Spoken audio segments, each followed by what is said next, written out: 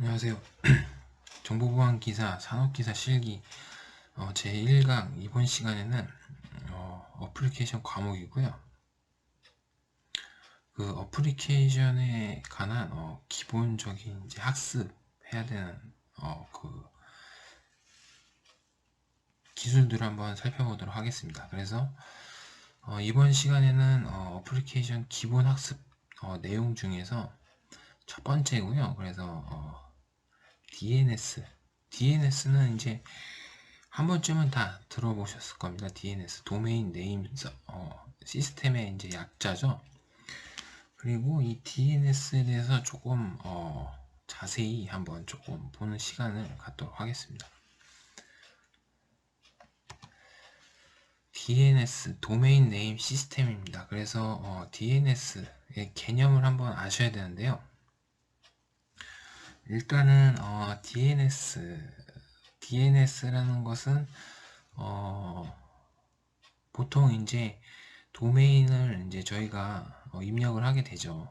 URL로 이제 도메인을 입력을 하게 되면 그 DNS 서버는 그 해당하는 IP 주소를 리턴해서 주게 됩니다. 응답으로 이렇게 주게 되죠. 이런 역할을 하는 게 이제 DNS 서버의 역할인데, 그 DNS 서버는 크게 리커시브 DNS 서버와 어솔리테이티브 DNS 서버로 두 개로 일단은 나눠지게 되고, 크게 나눠지게 되고, 그리고 이제 사용자와 이제 어 리커시브 DNS 서버가 서로 재귀적 질의 리커시브 쿼리를 날리게 된다. 이걸 이제 이 부분을 여기서부터 이제 여기까지는 이제 재귀적 질의 응답이다라고 생각을 하시면 되겠고요. 그래서 정상적으로 이제 IP를 받게 되면 사용자는 홈페이지로 정상적으로 외부로 접속하게 됩니다. 그쵸? 이렇게 접속하게 되고, 그 다음 이제 이터레이티브 질의 요 부분이 이 뒤에 여기 부분이 이제 반복적 질의라는 그런 이제 구간이 되겠죠. 구간으로 나눠지면 여기 앞부분과 여기 뒷부분의 차이가 있다 라고 생각하시면 되겠고, 그러면 이 DNS 서버는 이 어솔리테이티브 DNS 서버와 이제 무슨 역할을 하냐면, 요청이 들어왔으면 그 이제 리커시브 DNS 서버가 루트 DNS 서버부터 여기에 이제 1번이죠. 1번, 2번, 3번, 4번 뭐 이런 식으로 이제 진행이 되는데, 6번 이런 식으로 진행이 되는데, 그러면 루트 서버부터 이제 그 해당하는 사용자가 요구한 그 요청 그 도메인에 매핑되는 주소가 있는지 이제 쭉 확인하게 되겠죠. 그렇죠? 그래서 여기서 또 요청을 날려서 응답으로 받고 여기 아니네. 그러면 다시 또 이제 그 DNS 그 루트 DNS 밑으로 이제 쭉 확인을 해서, 그래서 이제 여기 보면 이제 해당하는 그쵸, 요게 이제 IT고죠. IT고 DNS 서버랑 이제 매핑을 하게 되면 그러면 이제 그 해당하는 IP 주소를 받게 되겠죠. 그 이제 찾았으니까 그 주소를 찾았기 때문에 매핑해서 다시 돌려주고, 그러면 이제 사용자는 그 IP 주소를 이제 받게 되는 거죠. 받게 되면 정상적으로 웹 홈페이지로 접속을 할 수가 있습니다. 그래서 요런 구조를 이제 그 DNS에 대한 이제 개념이 이렇게 됐다라고 생각하시면 되겠습니다. 그러면 이제 DNS 보안, 공격자가 있겠죠? 공격자. 악의적인 공격자가 있겠습니다. 악의적인 공격자가 있겠는데, 악의적인 공격자는 그러면 어떤 식으로 공격을 하는지 살펴보면 일단은 두 가지가 있습니다. 그래서 스니핑을 이용을 해서, 스니핑이라는 것은 이제 다들 아시잖아요. 스니핑. 그래서 중간에 이제 해당하는 이제 그 정보를 탈출하는 겁니다. 사용자와 이제 DNS 서버에 있는 그 데이터를 이제 질의하고 응답하는 그런 부분에서 중간에 이제 탈취를 해서 그 정보를 파악을 하는 거죠. 그게 이제 스니핑이라고 하는데, 그러면 이 DNS 스니핑을 기반으로 한 스푸핑과 그 다음 DNS 캐시 포이즌이라고 해서 DNS 서버에 이제 캐시가 있습니다. 캐시를 변경을 해서 잘못된 DNS 응답값을 주는 그런 공격 방법. 이 두 가지 공격 방법을 통해서 이 악의적인 공격자는 그 DNS에 대한 공격을 하게 된다라고 이해하시면 되겠습니다. 그러면 이제 DNS의 구성 요소를 한번 살펴보도록 하겠습니다. 아까 전에 보셨던 리커시브 캐시 네임 서버 그게 있었죠? 아까 전에 리커시브 이제 DNS 서버입니다. 간단히 얘기해서, 그래서 이 DNS 리커시브 DNS 서버는 일단 영어 뜻을 아셔야 되는데, 영어 뜻은 이제 리커시브라는 영어 뜻은 죄기적이라는 이제 용어가 되겠습니다. 리커시브. 그래서 이 리커시브라는 뜻으로 동일한 작업을 조건이 만족될 때까지 반복적으로 처리를 한다는 그런 의미를 이제 가지고 있는 게 리커시브다라고 이제 생각하시면 되겠고요. 그 다음에 이제 어솔리테이티브라고 해서 그 네임 서버, 그 이제 리커시브랑 통신을 했던 뒷단에 있었던 DNS 서버를 한번 살펴보면 이 영어 뜻을 아셔야 되겠죠. 어솔리테이티브라는 영어 뜻을 아셔야 되는데, 권한이 있는 또는 이제 권위가 있는 이라는 이제 그런 이제 뜻으로 이제 이해하시면 되겠고, 그래서 이제 한마디로 요 뜻과 이제 비슷하겠죠. 그래서 관리하는 위임받는 도메인을 가지고 있는 네임 서버를 말을 하게 됩니다. 그리고 특정 도메인에 대한 정보를 관리를 하게 되겠고요. 해당 도메인에 대한 질의 응답에만 응답해주는 해당하는 도메인이 있겠죠. 아까 전에 보신 것처럼 해당하는 도메인에 대해서만 응답을 주는 그런 네임 서버다.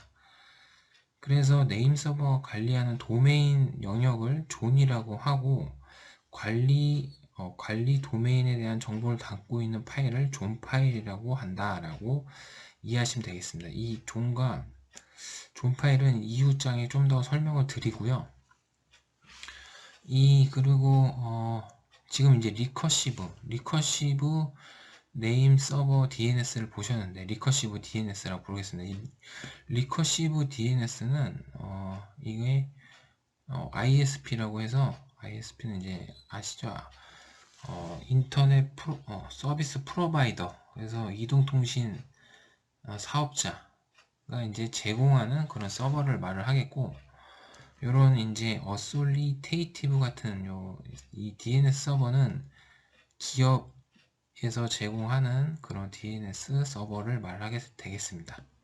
요 차이가 있다 라고 이해하시면 되겠고, 그렇게 이제 이해하시면 되고요. 그 다음에 이제 아까 전에 보셨던 그 죄기적 질의 부분, 이게 이제 사용자와 리커시브 DNS 사이에서 이루어졌던 죄기적 질의에 대해서 살펴보면, 사용자 호스트가 리커시브 네임으로 질의를 할 때 사용되는 방식으로 리커시브 네임 서버로 대상 도메인의 리소스 레코드 정보를 조회해서 응답하는 질의. 예. 그래서 아까 전에 보셨던 그 앞부분을 말을 하고요. 그 다음에 이제 반복적 질의, 이터레이티브 쿼리라고 해서 반복적 질의라고 부르게 됩니다. 그래서 리커시브 네임 서버가 도메인을 관리하는 각 네임 서버 어솔리테이티브죠. 아까 전에 네임 서버로 질의를 할 때 사용하는 방식을 반복적 질의다 라고 이제 말을 하게 됩니다. 그리고 최상위 루트 네임 서버로부터 계층 구조에 따라서 대상 도메인 네임 서버까지 각 네임 서버가 응답하는 위임된 네임 서버 정보에 따라서 순차적으로 반복하여 진행하는 질이다. 그쵸? 아까 전에 보신 것처럼 루트가 있었죠. 루트 DNS 서버가 있었습니다. DNS.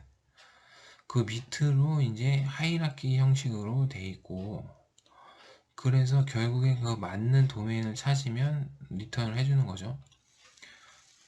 그쵸? 이런 식으로 그 맞는 그 도메인 네임하고 맞아야 되겠죠. 도메인 네임. 네, 그런 이제 역할을 하는 게 이제 반복적으로 이루어지기 때문에 루트부터 차근차근히 이제 반복적으로 호출하고 응답받고 그런 식으로 이제 되기 때문에 반복적 질이다라고 생각하시면 되고, 이것도 이제 재기적 질의도 의미가 있죠. 재기 함수라는 게 있습니다. 개발을 하게 되면 재기 함수라고 있죠. 재기 함수 말 그대로 함수가 그 함수 자체에서 다시 또 그 함수를 호출하는 거, 자기 자신을 호출하는 걸 재기 유출 뭐 이렇게 부르는 거죠. 영어로는 myself, 예, myself 정도 될 것 같고요. 어쨌든 이 재기 유출도 계속적으로 똑같은 서버로 계속 호출하니까 재기적으로, 그래서 이제 이런 이름이 붙었지 않았나 생각이 듭니다. 그 다음에 이제 네임 서버 질의응답 패킷 분석을 한번 해보셔야 되는데요. 이게 이제 질의를 날린다고 아까 말씀드렸습니다. 질의를 날린다고. 그러고 응답도 받게 되겠죠. 그러면 이제 응답 데이터가 512바이트 이하일 경우가 있을 겁니다. 응답받는 바이트가요. 그럴 경우는 이제 일반적인 경우는 저희가 이제 배우셨죠. UDP, 비신뢰성, 연결, 프로토콜이죠. 그래서 여기 이제 유저 다이어그램 프로토콜의 약자죠. 유저 다이어그램 프로토콜. 그 UDP를 사용해서 53번 포트로 사용을 해서 응답을 이제 받게 되면 그쵸, 152바이트 112바이트 이하일 경우에 UDP 프로토콜 사용해서 53번으로 통신을 한다. 이렇게 생각하시면 되겠고요. 그 다음에 이제 응답 데이터가 512바이트가 초과할 수도 있겠죠. 초과하게 되면 그럴 경우에는 TCP, 그죠? TCP 53번 포트를 사용을 해서, 이것도 같은 포트네요. 그래서 프로토콜만 바뀌었다라고 생각하시면 되고, TCP는 뭐 다 아시겠죠? 반대되는 개념이죠. 신뢰성 있고, 그 다음에 연결 지향형이다라고 생각하시면 되겠습니다. 그 다음에 이제 IP config, 그 다음에 display DNS라는 그런 이제 한번 명령어를 한번 보겠는데요. 여기 이제 명령에 보시면 display DNS 이렇게 돼 있기 때문에 당연히 이제 뭔가 화면에 DNS를 디스플레이 하는 거다라고 좀 보시면 좀 대충 유추가 가능할 겁니다. 그래서 요거 같은 경우에는 한번 본인 PC CMD 창에서 이렇게 쳐보시면 아마 그 목록을 보실 수 있겠고요. 그래서 로컬 본인 PC. 그래서 DNS 캐시 정보를 줘야 한다. 그쵸? DNS 캐시 정보를 그냥 화면에다 리스트를 뿌려준다라고 생각하시면 되겠고요. TTL이라는 게 있습니다. TTL, Time to Live. 해당 캐시 정보를 유지하는 시간, 해당 캐시 정보를 유지하는 시간이 초 단위를 의미를 하게 되고, TTL이 만료가 되면 해당 정보는 삭제한다 라고 생각하시면 되겠고요. 그 다음에 DNS 스푸핑 공격, DNS 스푸핑 공격, 스니핑 기반이라고 아까 전에 말씀드렸죠. 아까 전에 그 캐시 포이즈닝, 그 다음에 스니핑 기반 두 가지로 나눠져 있다라고 기억하시면 되겠고, 그 중에 이제 스니핑 기반을 이제 당하게 되면 캐시에 조작된 주소 정보가 저장이 되고, 이 경우 위 명령을 통해서 조작된 주소 정보를 확인이 가능하다. 이렇게 생각하시면 되겠습니다. 그리고 그 다음에 이제 플러시 DNS, 당연히 이제 뭔가 삭제를 해야 되겠죠. 삭제도 있어야 되니까 그 로컬 DNS 캐시 정보를 삭제할 때 사용을 한다라고 생각하시면 되겠고, 그 다음에 DNS 룩업 명령어, 그 다음에 DNS 룩업은 지리 유형에는 포워드 DNS 룩업, 순방향 룩업과 리버스 DNS 룩업, 역방향 룩업이 존재하게 됩니다. 그래서 순방향 룩업은 도메인 명을 통해서 IP 주소를 알아낼 때 지리를 하는 것을 의미를 하고요. 그 다음에 리버스, 역방향 룩업은 IP 주소를 통해서 도메인명을 알아내는 지리. 이거는 IP 주소를 통해서 도메인을 역으로 알아내는 그런 룩업이다 라고 생각하시면 되겠습니다. 룩업이죠. 룩업이라고 생각하시면 되겠습니다. 그래서 그 다음에 이제 그 다음 명령을 한번 살펴보겠습니다. 그 다음 명령어는 ns 룩업 명령어입니다. ns 룩업은 요거는 이제 이게 바로 이렇게 이 명령을 쳐서 바로 이렇게 한 게 아니고 대화형입니다. 대화형. 그래서 명령어를 이렇게 이제 실행한 후에 대화형 모드로 질의를 하게 됩니다. 그쵸. 대화형. 뭔가 이제 사용자와 대화를 한다는 그런 얘기가 되겠죠. 사용자와 컴퓨터 간에 뭔가 대화를 해서 질의를 한다라는 그런 이제 의미로 생각하시면 되겠고, 그 다음에 인자값은 이제 도메인과 네임 서버, 질의할 도메인을 지정한 이 질의할 도메인이라는 것은 예를 들면 지금 여기다가 질의할 도메인이니까 IT고라고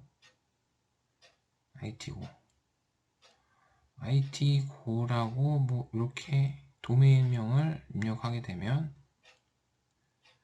그 다음에 이제 요게 이제 여기 들어가서 그쵸. 그 다음에 이제 네임 서버라는 것은 네임이 저장되어 있는 서버죠. DNS 서버를 말을 하겠죠. DNS. 그래서 이런 식으로 이제 이게 이 명령을 사용한다라고 이제 이해하시면 되겠고요. 근데 이 명령을 이제 사용하고 나서는 이제 말 그대로 대화형이겠죠. 무슨 명령을 이제 또 이제 여기서 날려서 질의를 또 조회를 한다거나 바로바로 대화형으로, 그쵸? 정확하게는 이제 여기랑 대화를 하는 거네. 대화. 로컬과 DNS 서버가 대화를 하는 거죠. 로컬 서버와 DNS 서버가 대화를 한다라고 생각하시면 되겠습니다. 그 다음에 이제 dig 명령어를 한번 살펴보겠습니다. dig 명령어. ns 룩업을 이제 대체하기 위해서 만든 목적이고요. 그래서 만들어진 명령어로 유닉스 및 리눅스 및 유닉스 계열의 OS인 경우에 기본적으로 설치가 되어 있다라고 생각하시면 되겠습니다. 그래서 이제 이걸 대체하기 위해서 만들어졌다고 합니다. 그리고 사용법은 dig 그 다음에 골뱅이 네임 서버, 그 다음 도메인, 쿼리 유형과 쿼리 옵션들이 들어가게 되겠고요. 네임 서버는 사용할 네임 서버를 지정하게 되고 생략을 하게 되면 하면 해당 시스템에 설정된 기본 네임 서버로 이용이 가능하다. 그죠? 해당 시스템에 기본적으로 있는 걸로 연결을 한다라는 얘기가 되겠죠. 그 다음에 지리 유형이 있습니다. 지리 유형. 지리 유형은 지리 유형을 이제 생략을 하면 기본적으로 A 유형의 지리 도메인의 IP 주소를 하는 그 지리죠. 기본적인 지리. 그렇죠? 기본적인 쿼리를 날린다는 겁니다. 그렇죠? 그렇게 되는 거고, 그래서 그 기능을 수행하게 되고, 그 다음에 지리 옵션은 네임 서버 점검을 위한 주요 지리 옵션들, 점검을 위한 이제 주요한 이제 지리 옵션들을 여기다가 입력을 한다라고 생각하시면 되겠습니다. 그 다음에 후이즈가 있네요. 후이즈 명령을 한번 살펴보겠습니다. 후이즈 서버를 이제 통해서 해당 도메인의 등록 정보, 소유 정보, 네트워크 할당 정보 등 조회하기 위한 명령어다. 이건 이제 뭔가 조회를 하는 거죠, 조회. 그래서 그 해당하는 값들을 이제 뭔가 정보들을 가져오기 위해서 사용하는 것을 이제 말을 하게 되겠죠. 그 다음에 이제 사용 방법을 한번 살펴보겠습니다. 사용 방법. 후이즈 도메인이라고 해서 해당 도메인 등록 정보와 소유 정보, 그 다음에 네임 서버 정보 등을 이제 조회를 한다라고 생각하시면 되겠고, 그 다음에 후이즈 IP 주소가 있습니다. 후이즈 IP 주소. 해당 주소에 네트워크 대역을 관리하는 대행자 ISP 정보를 이제 말을 하게 되겠죠. 그리고 네트워크 할당 정보 등을 확인할 수 있다. 그렇죠. 이런 것들을 통해서 요걸 통해서 한마디로 이제 네트워크 상태를 뭔가 이제 대역이라든지 뭐 그런 정보들이 어떤 거를 이제 사용하고 있는지, 얼마나만큼 사용하고 있는지, 얼마만큼, 그 다음에 등록 정보라든지 소유 정보들, 그쵸? 그런 정보들을 알 수가 있다. 라는 이제 그런 알 수 있는 그런 명령어다라고 이해하시면 되겠습니다. 그 다음에 이제 DNS 스푸핑 개념을 한번 살펴보겠습니다. DNS 스푸핑. DNS 스푸핑은 이제 어떤 것인지 살펴보면 아까 전에 이제 잠깐 스니핑에 대해서 한번 알려드렸는데요. 이제 기본적으로 요거는 스니핑 기반입니다. 그래서 스푸핑도 이제 적용을 하고 스니핑과 스푸핑을 같이 사용을 하는 거죠. 일단은 첫 번째 작업을 해야 되는 게 공격자는 이 클라이언트와 요 DNS 서버와 통신하는 것을 스니핑 해야 됩니다. 스니핑. 그쵸? 스니핑을 하게 되면 정보를 아는 거죠. 정보를. 클라이언트와 서버 간의 정보를 획득을 했습니다. 정보를 획득을 했으면 그러면 이제 변조를 해서 본인이 공격자가 만들어 놓은 가짜 사이트의 그 DNS 리스폰스 값을 줘야 되겠죠. 응답 값을 줘야 됩니다. 그래서 클라이언트의 이제 쿼리가 이렇게 이제 전송이 될 때 미리 이제 그 쿼리에 대한 응답을 먼저 사전에 받고 더 빨리 DNS 서버가 응답이 오기 전에 도달하기 전에 먼저 잘못된 DNS 정보를 먼저 주게 됩니다. 클라이언트로. 그러면 이 DNS 값이 만약에 DNS 정상적인 값은 이미 받았기 때문에 이거에 대한 것을 폐기하게 되겠죠. 이 정보는 잘못 왔구나 생각을 합니다. 왜냐면 이미 왔으니까요.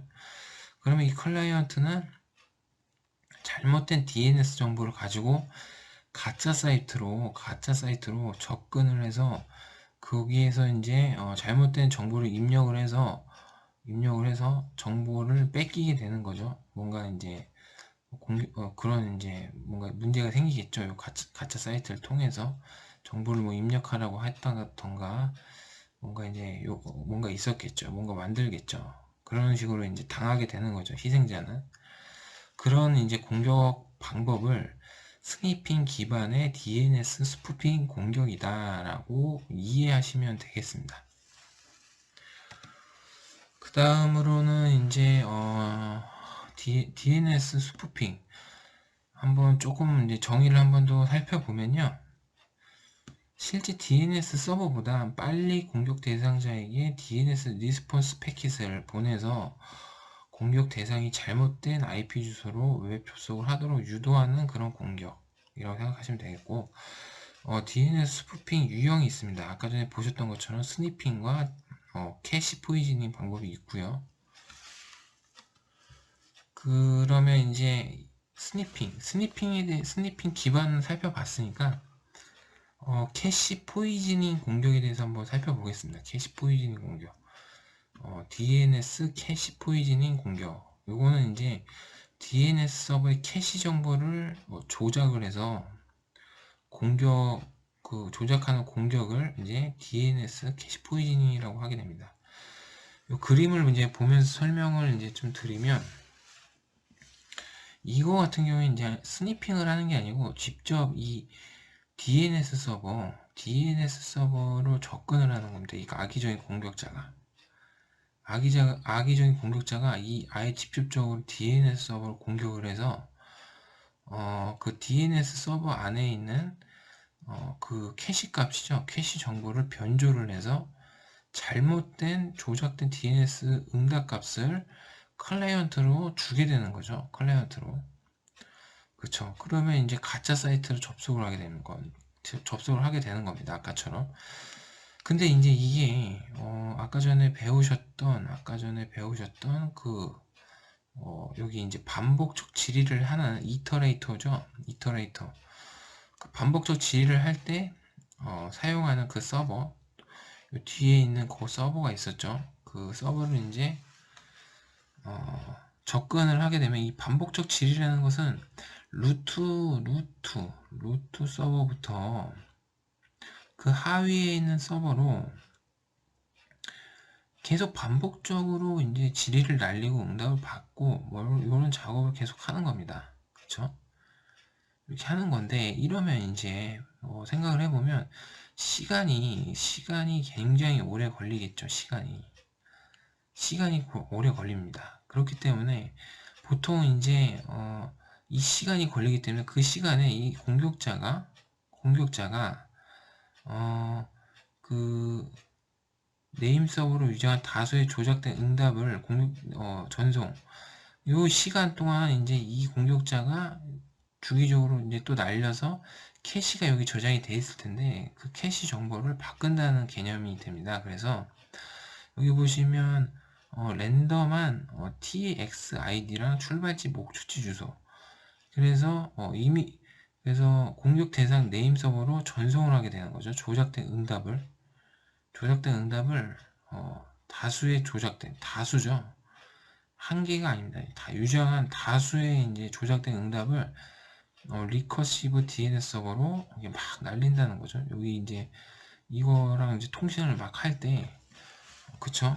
위임된 서버죠. 여기가 이제 그 서버로 이제 막 이렇게 전송할 때 여기 있는 캐시를 변경해서 이제 어떻게 하다 보니까 맞아가지고 이게 이제 잘못된 응답 값을 클라이언트로 보내서, 클라이언트는 그 조작된 DNS 응답 값을 진짜로 생각을 하고 접근하는 뭐 요런 이제 그런 이제 개념이라고 생각하시면 되겠고, 그래서 중요한 거는 이제 여기서 캐시를 변조한다. 그죠? 이건 스니핑을 쓰진 않았다. 그리고 바로 이제 공격자가, 다시 한번 설명드리면, 다수의 DNS 질의 요청 후 네임 서버, IT고 네임 서버로 이제 위장한 다수의 조작 응답을 공격 대상 네임 서버로 전송해서 캐시 정보를 변경한다. 이렇게 이해하시면 되겠습니다. 그래서 이 뒷단에 이제 이렇게 관리하는 요 리커시브가 관리하는 뒷단의 서버들이 있었죠. 반복 질의 구간에서 이렇게 통신하고 있는 도중에도 뭔가 이제 공격을 해서 바꿨다라고 생각하시면 되겠고, 그래서 이제 방어하는 방법이 뭐 여기 뒷단에 이제 반복적 질의하는 부분에 대한 제한을 뭐 걸어서 방어를 한다거나, 아니면 이 공격자에 대한 질의 응답에 대한 그런 제한을 또 걸 수가 있겠죠. 제한. 이런 식으로 뭔가 방어를 할 수 있다.